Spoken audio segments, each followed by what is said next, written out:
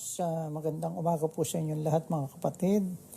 Ito po muli ang inyong lingkod na si Pastor Rene Reyes ng Charismatic Cathedral, Christ Life Christian Fellowship, na muling nag-aanyaya sa inyo na samahan niyo po ako sa pang-umagang pagbubulay-bulay ng salita ng Diyos.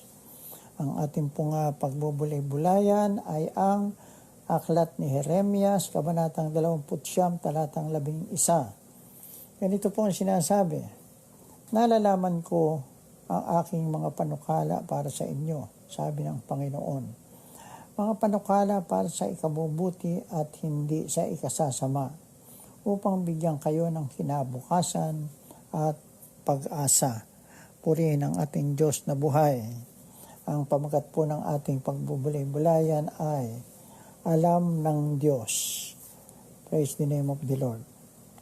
Sa mga panahon po ng malaking kasawi ang palad, wala nang mas nakaaaliw kaysa ang malaman na mayroong maaring makatulong sa inyo. Nakaaaliw pakinggan ang isang doktor na nagsasabi, talagang malubha ang kanyang karamdaman pero may gamot, o ang marinig ang pangungusap. Yan ay isang napakabigat na suliranin, ngunit alam ko ang katugunan. Ang nakapanglulupaypay ay ang matagpuan ninyo ang sarili, hindi malaman kung paano ninyo lulutasin ang inyong suliranin. Diyan kayo pinagpapawisan ng malamig. Bumibilis ang tibok ng inyong puso at hindi kayo nakakatulog. Maraming taon na ang nakaraan ng matagpuan ng bayan ng Diyos na sila'y nasa ganoong katayuan. Walang pag-asa at walang kinabukasan. Ang kanilang maliit na bansa ay napapaligiran ng malalaking kaharian ng Ehipto, Syria at Babylonia na bawat isa'y nagnanais sumakop sa kanila. Ngunit nakita ng Diyos ang kanilang luha at kanyang nadama ang kanilang kawalang pag-asa. Siya'y sumagot, sapagkat nalalaman ko ang aking mga panukala para sa inyo, wika ng Panginoon. Mga panukala para sa ikabubuti at hindi ikasasama, upang bigyan kayo ng kinabukasan at pag-asa. Jeremias, Kabanatang 29, Talatang 11. Pag-isipan ninyo kung sino ang nagsabi, nalalaman ko, yan ay hindi galing sa bibig ng isang bulaang propeta o isang manghuhula o ng isang marunong daw bumasa ng guhit ng palad o ng isang politiko. Yan ay galing sa bibig niya na lumikha ng buong sansinukob at nakaalam kung ano ang nasa kinabukasan. Isang nobilistang Amerikano, si Mark Twain, ang sumulat ng isang maikling nobelang may pamagat na The Great Catastrophe.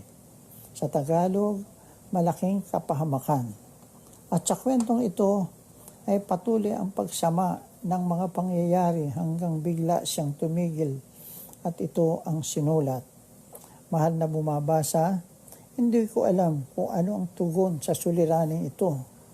Kayo ang bahalang sumagot.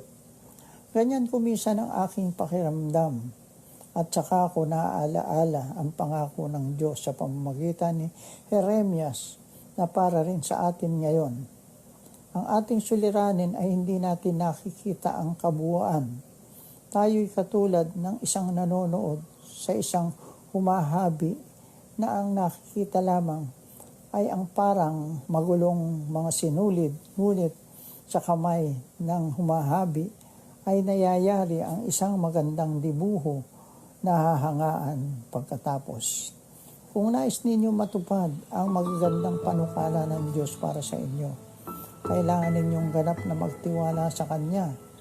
Wika ng Diyos pagkatapos, at kayo'y tatawag sa akin, at kayo'y lalapit at dadalangin sa akin, at diringgin ko kayo. Hahanapin ninyo ako at matatagpuan kapag hinanap ninyo ako ng inyong buong puso. Jeremias, Kabanatang 29, Talatang 12 hanggang Talatang 13. At iyan ang tunay na katugunan sa lahat ninyong suliranin. purihin po natin ang Diyos na buhay. Maraming salamat po muli sa inyo mga kapatid, kayong mga nakipag-isa dito sa pang-umagang pagbubulay-bulay ng salita ng Diyos.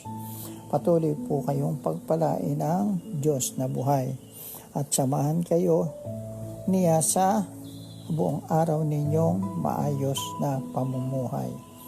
Have a pleasant day. Purihin ang Diyos.